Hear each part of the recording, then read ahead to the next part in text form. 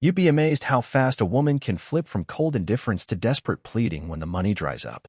The morning after I handed her that envelope, she tried the first tactic, the apology. I made mistakes, she whispered across the marble kitchen island. The same one I had custom installed because she wanted it to match some magazine she saw. We can fix this. We can get counseling. Counseling. Right. As if a few overpriced therapy sessions would wipe away the years of disrespect, the lies, the quiet contempt she wore like designer perfume. No, this wasn't about love. It never was. This was about losing the safety net. About losing my money. You're not sorry for what you did, I told her flatly. You're sorry you got caught. You're sorry I finally woke up. She flinched, like the words were physical blows. Good. Let her feel it. Later that day, her family came. Like sharks that smelled blood. Her father, old man Whitaker, waddled into my house like he still owned half the city. His wife behind him, with that frozen Botox smile and her designer handbag that probably cost more than my first car. You're overreacting, son, her father started. Son. The way he always called me that, like I was some stupid boy who married above his station. I'm not your son, I said, standing my ground. And your daughter isn't my wife anymore. Let's not do something we'll all regret, he said, lowering his voice as if that would intimidate me. The prenup can be challenged. We have lawyers, you know. I smiled then. That cold smile I'd been saving for just this moment. Good luck, I said. I had it updated 2 years ago. Your daughter signed it, voluntarily. My lawyers made sure everything's airtight. His face turned a shade of red I'd only seen once before, when I bought that beachfront property out from under him at an auction. He hated me for that. Probably hated me even more now. You think you can humiliate my daughter and get away with it? He hissed. No, I said calmly, stepping closer. I'm not humiliating her. I'm freeing her. She gets her independence. She always wanted that, didn't she? They left soon after, her father seething, her mother patting my wife's back like she was some tragic victim. But none of them knew what was really coming. Because this wasn't about divorce. Divorce was too easy. No. This was about showing every single one of them what happens when you underestimate the man you thought was weak. They stripped me of dignity for years, thinking I was too spineless to fight back. Now I was about to show them that when you corner a patient man, when you back him into the wall and laugh at him, he doesn't come back with anger. He comes back with precision. And my precision was just getting started. They always say money can't buy happiness. That's true. But it can buy leverage. And I had plenty of both stacked and waiting. I didn't just start preparing for this overnight. No, this plan had been quietly forming like a slow boil the moment I saw her begin to drift, the late nights, the business trips, the cold distance. She thought I was too busy working, too blind to notice. But I noticed. The shell companies? Built 2 years ago. The offshore account? Opened 18 months ago. The silent investors who quietly bought out my shares in the company I built from the ground up? All lined up like dominoes. You see, she married a man who built his fortune by seeing 5 moves ahead while everyone else was busy playing checkers. That was my strength. Patience. Vision.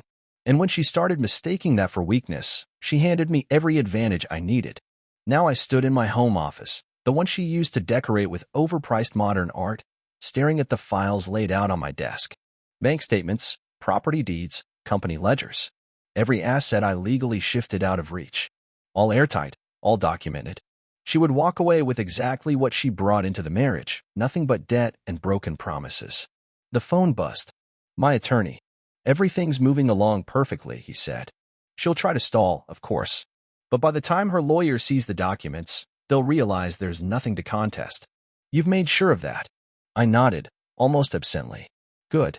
Let them waste the money chasing ghosts. After I hung up, I looked out the window. She was by the pool with her sister, talking in hushed voices. I couldn't hear the conversation, but I didn't have to. The sister, always a jealous, bitter little thing, was probably giving her bad advice, telling her she could still flip the narrative, that she was the victim. I almost laughed. Victim? She should have thought of that before she started playing games with my life. She wasn't just unfaithful to me emotionally. She was unfaithful to everything we built. The family, the marriage, the partnership. I remembered when we first met, how she used to look at me like I was some rising star. Back then I was still hungry, still clawing my way up. And she was happy to ride shotgun. She saw potential. She saw dollar signs. But when I stopped being new, When I stopped being exciting, she got bored. Like a spoiled kid with a toy that no longer amused her. I never confronted her when the first rumors started. I stayed silent when I heard the whispers at charity galas, when I saw the friendly touches with men who were more interested in my bank account than her soul. Because I wasn't ready yet. And now that I was going to end this on my terms. The beauty of it all was that she still didn't fully understand how deep the knife had already sunk. The pool boy she flirted with behind my back? I owned the company that hired him. The business consultant she secretly met for private coaching. My attorney fed him half of his talking points. The so-called friend who encouraged her to secure her future? She was on my payroll months before this all started. They all fed me information. Every text, every meeting, every lie. She never even knew she was surrounded by my people. And as I watched her sip her imported mineral water, fake laughing with her sister like everything would magically fix itself, I felt nothing. No rage. No sadness. Just clarity. The hammer hadn't dropped yet, but it was coming. And when it did, it wouldn't just shatter her illusions. It would bury the entire facade they'd all built. The thing about betrayal is, most people assume it's sudden, like a car crash or a house fire. But it's not. It's quiet. It's slow. It's death by paper cuts. The first cut was years ago, when she started speaking to me like I was beneath her. Little digs about my work hours. About how I wasn't around enough. Never mind that the hours I worked put the roof over her head, paid for the designer handbags, the spa weekends, the fancy vacations with her socialite friends. I provided the stage. She just played the part. The second cut came when she stopped asking about my day, not even pretending to care anymore. She didn't notice when I pulled the company out of a downturn, when I landed the deal that tripled our net worth, when I shifted funds quietly into the safe accounts. She didn't notice any of it. She was too busy rehearsing her new role, the independent woman. Independent, right? As long as my name was still on the checks. But the third cut? That's when the bleeding really started. That's when I found out about him. His name didn't matter. Some polished little investment consultant who thought he could outsmart me. Expensive suits, perfect teeth, fake humility. The type of man who thrives off the scraps of real men's success. The type who saw my wife not as a woman, but as an opportunity. At first, I wasn't sure. I suspected, of course. You don't live with someone for years and not sense the shift, the secretive smiles, the late-night texts, the sudden business trips. But when I saw them together, that was when the final cut landed. The private investigator I hired was worth every penny. Discreet, thorough, efficient. Photos, videos, hotel records, dinner reservations, gifts. I even watched some of the footage. Not because I needed proof. No, by then I already knew, but because I wanted to burn the last of whatever pity I had left for her. And it worked. Oh, it worked. There's a moment every man reaches when he realizes, I am no longer the victim. I had crossed that threshold. She didn't know yet.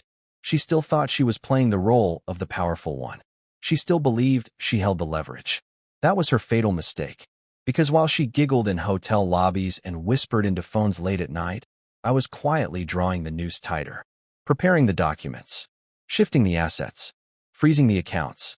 By the time she would finally realize what was happening, it wouldn't be a confrontation. It would be a reveal. And the best part? She'd never see it coming. The facade was cracking now. Subtle things. She was more anxious at night, more easily startled. She started asking questions about the finances she never used to care about. Hey, I noticed the brokerage account had a different balance last month. I moved some investments around. I'd reply, sipping my coffee, never breaking eye contact. Oh, okay. She backed off. For now. But I could see it, the growing fear behind her eyes. The subconscious dread that maybe, just maybe, she didn't control this as much as she thought. And I kept smiling, kept playing the fool. Because soon, very soon, the fool would become the executioner. And she would learn what true loss really felt like. The beauty of patience is that it feeds on their arrogance. The more she believed I was still blind, the more careless she became. And careless people make mistakes. By this point, she convinced herself she was untouchable, that I'd stay quiet, that I wouldn't dare rock the boat because I was too comfortable in this life I had built. She believed I feared the fall more than the betrayal. And that, right there, was the fatal flaw. I had already accepted the fall. Hell, I planned the fall. The only difference was, when I landed, I'd be standing. She'd be in pieces. The days went on like nothing was wrong. Breakfast in silence. Forced smiles at charity events. Polite small talk when friends visited. We looked like the perfect couple. That was the point. I needed her comfortable. I needed her soft. Because soon, I'd pull the rug out from under her so hard, she wouldn't even feel her feet leave the ground. One evening, we had dinner with her parents again. The usual performance. Her father, smug, puffed up, sipping his overpriced scotch. Her mother flashing that tight, disingenuous smile at every compliment. But this time, I was watching them. Her father leaned in during dessert, lowering his voice like we were old poker buddies sharing secrets. "I hear business is good again, huh?" "Never better," I said casually. He grinned, tapping the table. "Good. That means you can finally consider investing in that little fund I told you about last year. There's still an opening if you move quickly." "Of course there is, you greedy bastard." "That might be worth a conversation," I said, keeping my tone light. "I've been restructuring a few things, but I'm always open to smart investments." He smiled wider, thinking he baited me, thinking I was still playing his game. He had no clue I'd already bought out half of his fund's silent partners under a shell company he didn't even know existed. His little sure-thing fund? Dead in the water. He just didn't know it yet. But he would. Soon. Later that night, my wife tried her second tactic, the seduction.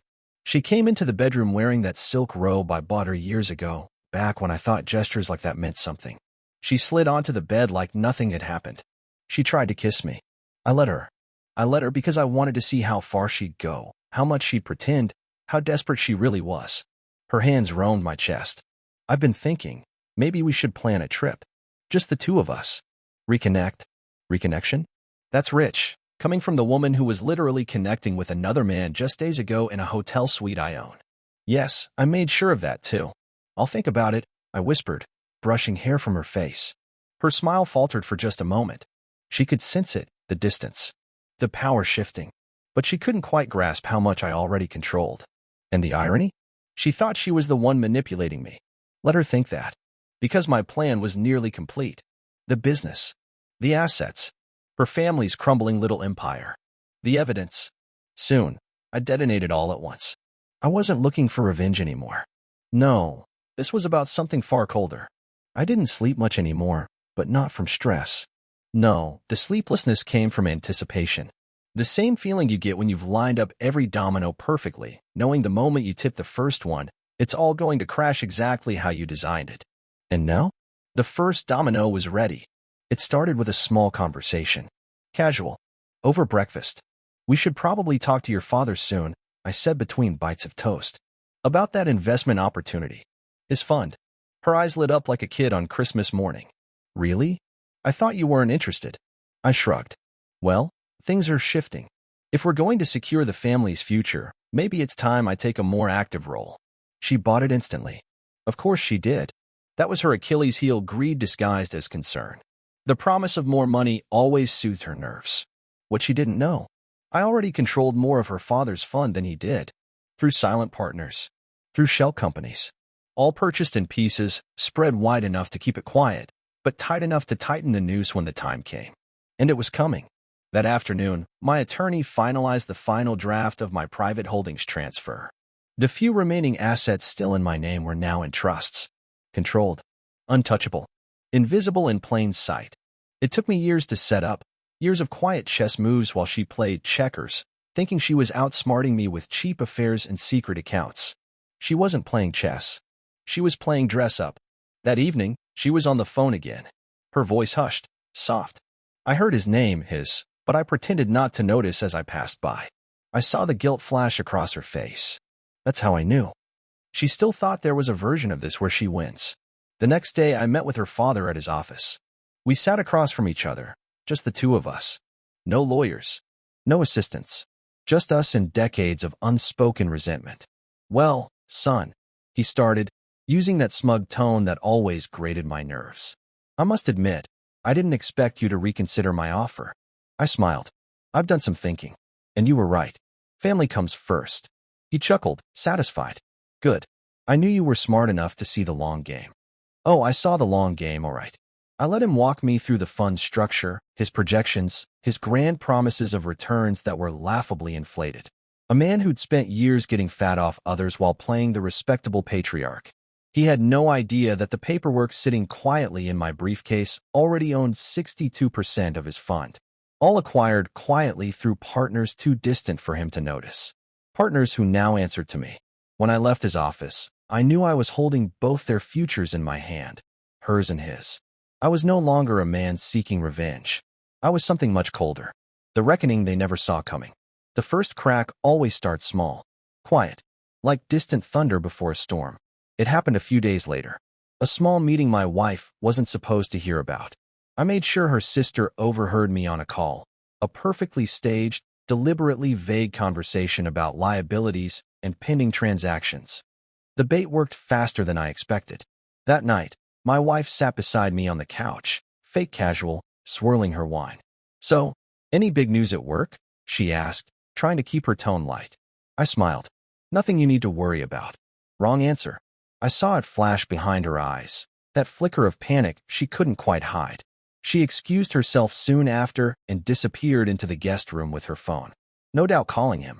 Or maybe Daddy. Or both. Perfect. The anxiety was setting in. The questions were swirling. And the beautiful part? She didn't have a single piece of the real puzzle. Only rumors. Whispers. Shadows. The next morning, I made my move. A small press release went out, buried in the financial pages, barely noticeable to anyone not paying attention. Whitaker Private Holdings restructures under new majority leadership. Her father called me within an hour. "What the hell is this?" His voice was already cracking, that false confidence evaporating. I kept my voice calm. "Professional. It's just business, Phil. A few of your minority investors had liquidity concerns. They approached me. We worked out a deal. Everything's perfectly legal, fully disclosed." "You son of a," he started, but I cut him off. "Careful, Phil. Emotions cloud judgment, and you're going to need very clear judgment if you want to survive the next few months." Silence on the other end. Not because he didn't want to scream, but because he finally realized who he was dealing with. "You've made a serious enemy here," he whispered, low and venomous. I smiled to myself. "No, Phil. I just removed an enemy who thought he still mattered." Click. One more piece in place. That evening, my wife tried the third tactic, the breakdown. She cried this time. Full waterworks. Shaking hands. Whispering about how stressed she was, how everything was falling apart, how maybe we needed to get away, just us, to fix things. I played my role, of course. I comforted her. I held her. I reassured her. Because this wasn't about comfort. This was about keeping her disoriented.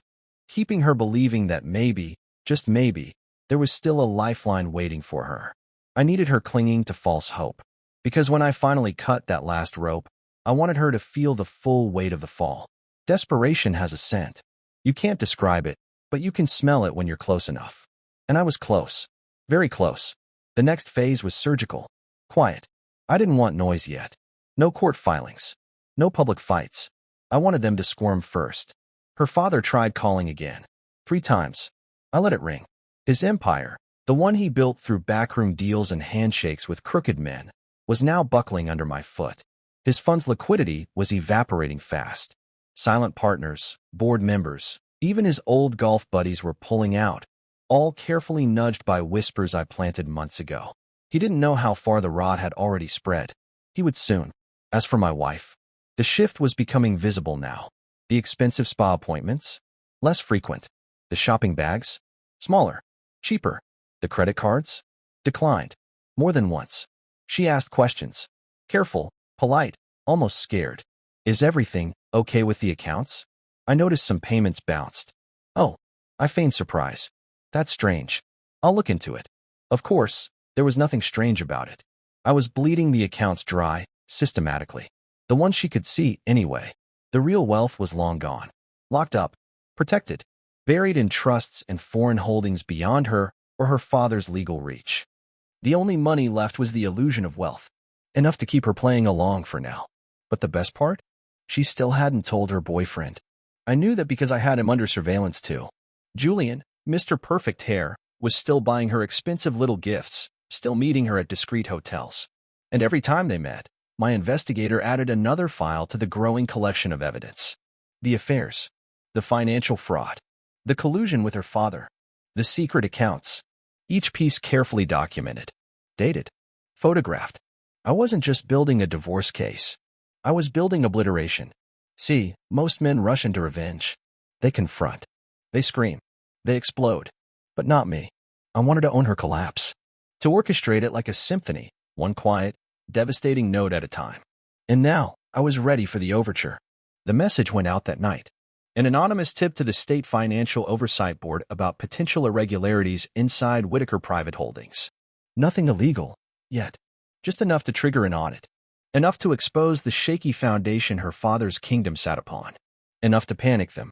When the letter arrived at his office 2 days later, the panic calls started immediately. The first call went to her father's attorney. The second went to my wife. And that's when I knew the real unraveling had begun. They were scrambling. Exactly where I wanted them. The audit hit them like a hurricane. Within days, the state's Financial Investigation Unit subpoenaed records, froze accounts, and launched interviews. Her father's office became a battlefield. His attorneys scrambled, barking into phones, trying to plug holes they didn't even know existed. You should have seen him. The mighty patriarch, reduced to a man flailing inside his own web of lies. All because I nudged the first domino. Of course, they still didn't know I was the one who planted the seed. That was important. I wasn't finished yet. Meanwhile, my wife's mask began to slip. The calls started, late at night, when she thought I was asleep. Whispered conversations in the guest room, doors half shut, voice trembling. She wasn't talking to her lover anymore. No, Julian had already smelled the smoke and was distancing himself, like every coward does when fire gets too close. Now, she was calling Daddy, begging him to fix it. And Daddy couldn't. That was the most satisfying part, watching the fortress they built around themselves crumble, not with explosions, but with quiet desperation. One night, she finally broke. We sat at the dinner table, just the two of us. The silence was heavy, like wet cement. Her hands trembled as she finally said the words. I don't understand what's happening. I looked at her, calm, steady. The world changes, sweetheart. Businesses shift. Fortunes rise and fall. Tears welled up in her eyes. We're losing everything. I almost pitied her for a moment. Almost. You're losing everything? I corrected gently. I'm perfectly fine. Her face twisted in confusion. What are you talking about? We're married. What's mine is yours. I chuckled. Couldn't help it. No, I said softly. That's where you've always been wrong. I stood up, leaving my untouched meal, and walked out of the room, letting her sit there with her confusion, letting the fear bloom in her chest. I wanted her to stew in it. Because the next part? That was going to break her completely. Tomorrow, she'd be served with documents she never saw coming. And not just divorce papers. Oh no. The civil lawsuit. The breach of fiduciary duty. The evidence package detailing her financial fraud with her father. The private investigator's full dossier of her affair. All of it, delivered at once. A single package. A nuke in an envelope. And when she opened it, she'd realize. I hadn't just left her. I had destroyed her. The envelope was hand-delivered at 10:07 a.m. Not by a process server. Not by some random courier. By my attorney, personally. It was deliberate. Strategic. I wanted her to feel the weight of it before she even opened it. Because that's when fear starts doing its real work. Before the facts hit the eyes. When the mind runs wild trying to imagine how bad it could be. Her reaction came fast. I was sitting in my office, sipping coffee when my phone lit up. Incoming call. Wife. I let it ring. Voicemail. 2 minutes later, a text. Please. We need to talk. Right now. No. She was going to sit with it first. I let the hours tick by. Every second feeding her anxiety like dry kindling waiting for a spark. She tried calling 4 more times. Left voicemails full of panic, confusion, desperation. Finally, at 4:13 p.m., she arrived at my office. I knew she would. My assistant buzzed me. She's here. Send her in. She stepped inside, her face pale, mascara streaked under her eyes. The confident, calculating woman who once thought she held all the cards? Gone. What stood before me was a broken shell trying to crawl out from the mess she created. She didn't even sit. You can't do this, she said, her voice shaking. I looked at her for a long, quiet moment. I am doing this. Her lip trembled. You're trying to ruin me. No, I replied calmly. You ruined yourself. I'm simply allowing the truth to surface. She clutched the papers in her hand like they might catch fire. The lawsuit, the divorce, the financial charges. You'll destroy my father too. That was never my problem, I said coldly. She tried the sympathy card next, the last pathetic weapon in her arsenal. Tears, trembling hands, a faint plea for mercy. We can fix this. You still love me, don't you? Please. You're angry, I get it, but please don't do this. Love? That word sounded obscene coming from her mouth. You think this is about anger? I asked, standing. My voice was calm, almost gentle, but I made sure every word landed like a blade. No, anger is temporary. This is about consequences. You made choices. So did your father. And Julian. You gambled with everything I built, thinking I'd be too blind, too weak to notice. You underestimated me. That was your final mistake. She started sobbing, hands shaking so violently she dropped the envelope. I walked around my desk, leaned close to her ear, and whispered the words I had rehearsed for months. You wanted independence, remember? Congratulations. Now you have it. She crumpled. I walked out. The meeting was over. You see, private ruin was never enough. Not for people like them. Her father built his kingdom on public perception. The self-made man. The generous donor. The polished businessman who gave interviews about family values and hard work. All lies. My wife. She loved the spotlight. The charity galas. The fundraisers. The social media posts showcasing the perfect marriage, the perfect home, the perfect life. Lies, all of it. Now, it was time for everyone else to see the truth I had been living with. The timing was precise. Exactly 1 week after she received the envelope, the second package landed, not in her hands, but in the hands of the local financial press. Anonymous delivery. Full documentation. No fingerprints. No trail. Journalists don't need much.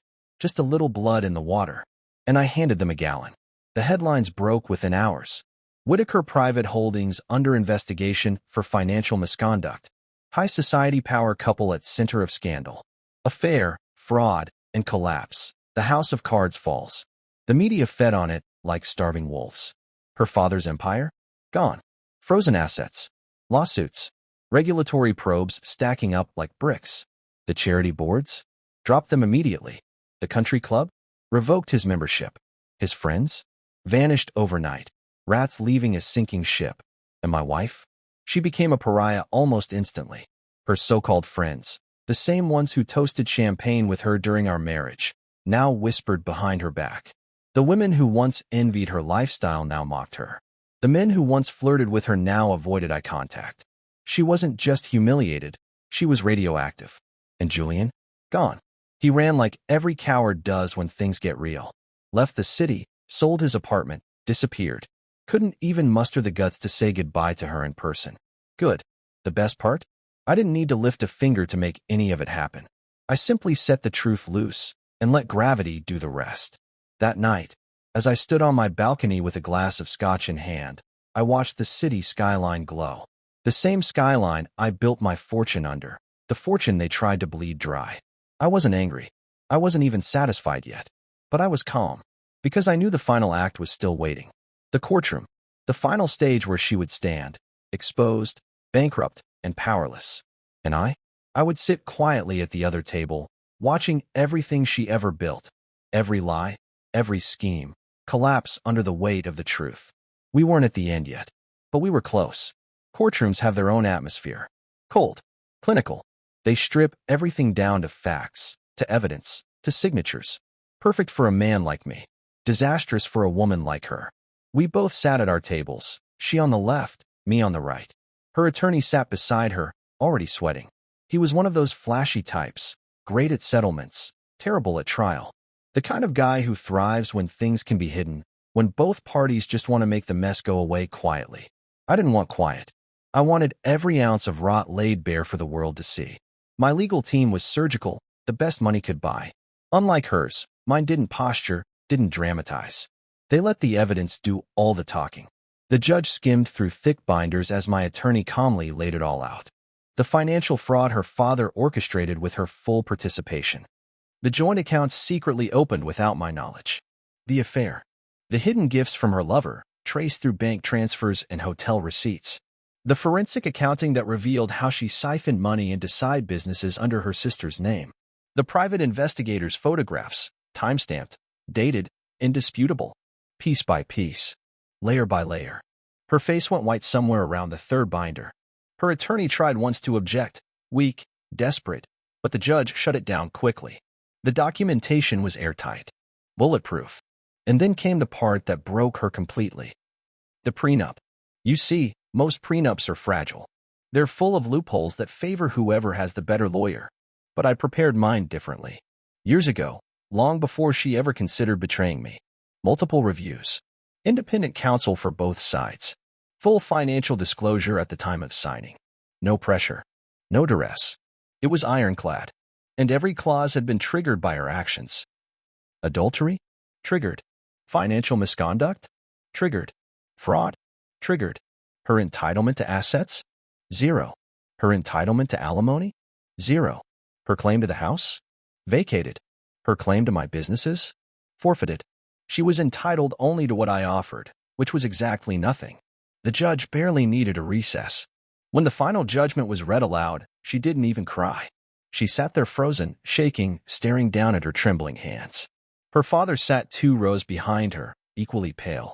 He knew his own reckoning was still coming. Me? I sat in silence, calm, because this wasn't rage anymore. This was justice. Long, methodical justice.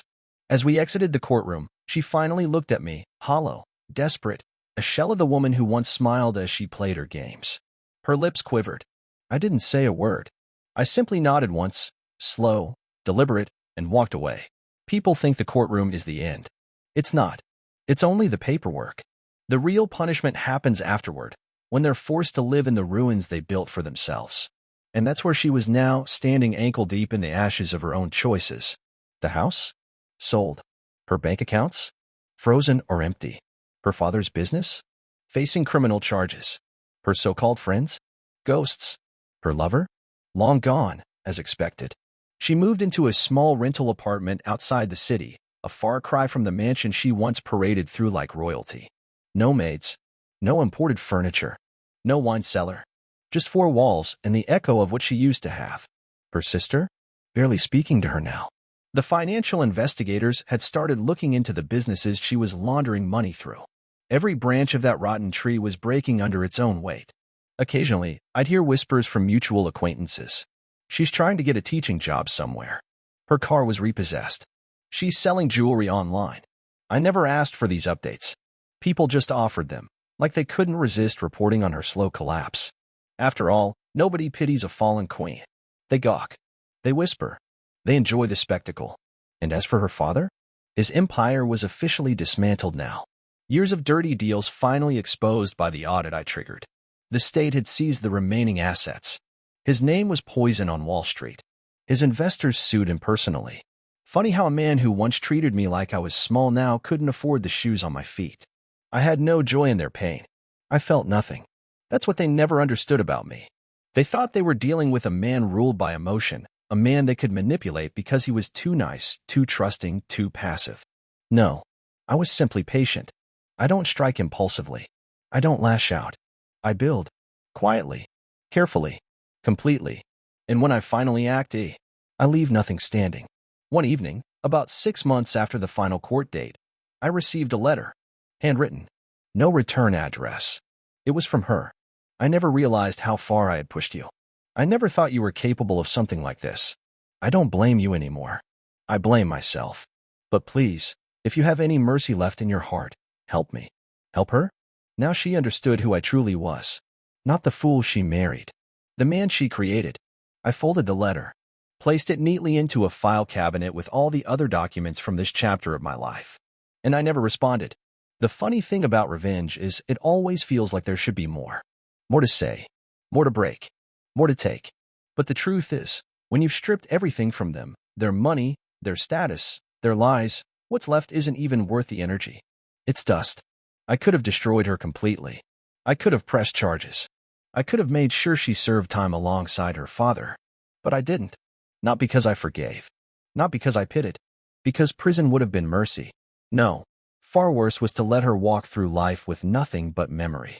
To watch her face every single day knowing how high she once stood and how far she fell. Her father? Bankrupt. Blacklisted. Facing multiple lawsuits. Her lover? Exposed for embezzlement in another state. Last I heard, He fled the country. Her friends? Moved on, whispering behind closed doors. And me? I rebuilt. Quietly. Privately. On my own terms. The businesses I protected under Silent Holdings were flourishing. The trust funds were intact. My reputation, unscathed. In fact, stronger than ever. The same people who once attended my wife's charity galas now sought business deals with me, pretending like they hadn't watched her turn on me years before. But I never forgot.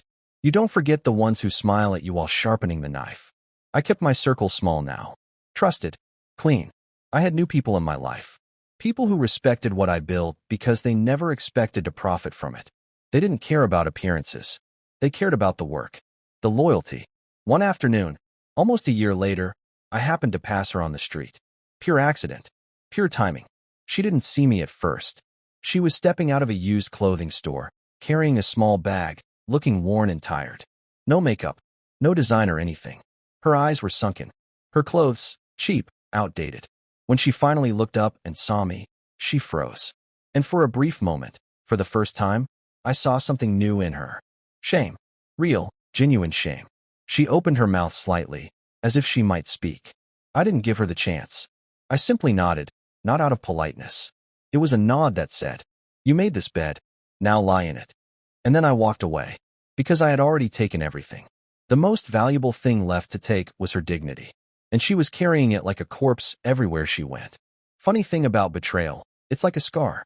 You stop feeling the wound after a while, but every once in a while, you catch a glimpse of it, and you're reminded of where it came from. But unlike her, I didn't carry shame. I carried clarity. I spent years being a provider, a builder, the steady hand everyone leaned on while they whispered behind my back, thinking I was too simple to catch on. I wasn't simple. I was calculated. And now, as my life rebuilt itself, stronger, leaner, purer, I finally understood something. The greatest revenge wasn't the fall. It was the fact that I endured. And they didn't. While she withered in her rented one-bedroom apartment, while her father sold off what was left of his name to cover mounting legal fees, I was building the next chapter, one she would never be allowed near. I founded a private investment firm under a new name, one that had no ties to the family she married into. Quiet capital, private partnerships, no headlines, no interviews, no galas. I didn't need the applause anymore. I only needed the control. The press had moved on, of course. Scandals always fade. But reputations? Reputations stain. Nobody wanted to hire her. The whispers were everywhere. She's toxic. Her name's attached to that Whitaker mess. Did you hear what she did to her ex-husband? She tried to spin the story, of course. Played the victim in small circles. But nobody bought it. Because when your own sister testifies against you during financial investigations, when your name shows up on court filings as primary beneficiary of undisclosed assets, your sob story dries up fast. Even the social media influencers she once adored abandoned her. And me? I slept well at night. For the first time in years. No more secret meetings. No more hushed phone calls behind closed doors.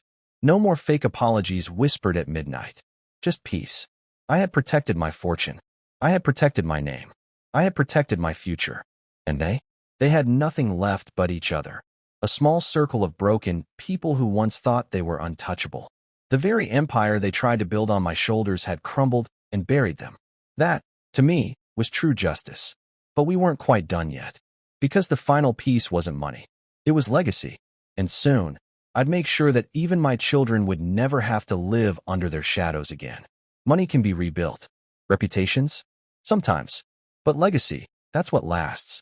That's what they tried to steal from me. And that's what I would make sure they never touched again. You see, while she was busy trying to climb the social ladder, I was building something far deeper, something that couldn't be flaunted at galas or flashed on magazine covers. I was building generational walls. Invisible to the world, but impenetrable. I had long since moved everything into holding structures and trusts. But now, I took it one step further. I established the Garrison Foundation, named after my grandfather, not after me. The men who worked with their hands. The ones who taught me the discipline of patience, the strength of silence. Everything, every asset, every company, every investment, now sat under the Foundation's umbrella. Protected. Untouchable. The rules were simple. My children would inherit it one day, but none of her family ever would. Not her father. Not her sister. Not her. Their names were legally, permanently excluded from every possible claim. I even hired a team of estate attorneys whose sole purpose was to review the structure every year and fortify it.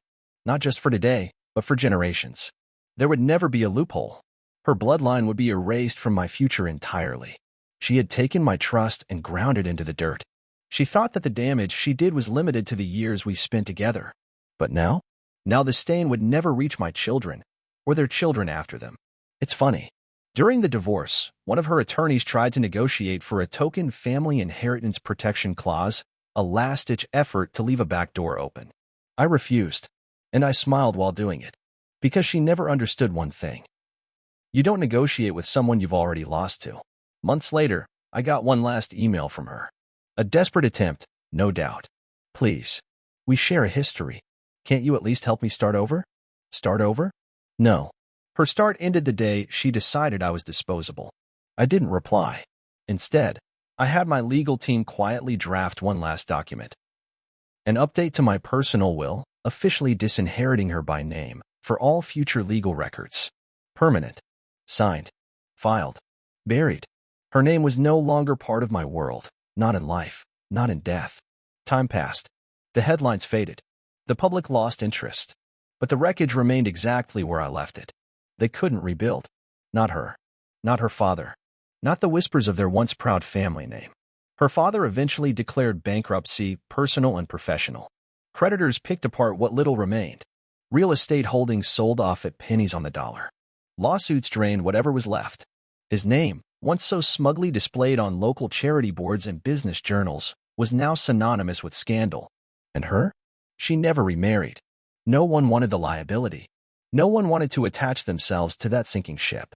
She moved through a string of forgettable jobs, substitute teaching, temp agencies, brief stints in low-level administration, each one falling apart faster than the last once people inevitably discovered who she was. Because scandal like that never really disappears. It lingers in the background. Google searches. Background checks. Quiet warnings whispered between employers. Even the people who once idolized her at fundraisers now used her name as a cautionary tale. That's what happens when you get too greedy. Can you believe what she did to him? She destroyed everything, and he still came out clean. That last part was my personal favorite. You see, most people expected me to remarry. I didn't. I didn't need a trophy wife or some performative rebound to prove anything to anyone. I rebuilt my life privately. Quiet wealth. Tight circles. Clean partnerships. And peace. Real peace. For the first time in my life, I wasn't carrying anyone else's weight. No more toxic in-laws. No more false smiles across the dinner table. No more schemes being plotted behind my back. Just clarity. Every now and then, I'd hear from mutual acquaintances, always the same pitiful updates. She's living in a rental again. Her father's on his third round of legal appeals. Her sister moved away. Estranged. She's barely hanging on. I never asked for these updates. The world just enjoys delivering bad news to the man who refused to break. But truth be told, I didn't even care anymore. Not because I forgave them, but because they were beneath me now. There was no revenge left to take. They were living inside the punishment they built for themselves. And that's the part none of them ever understood.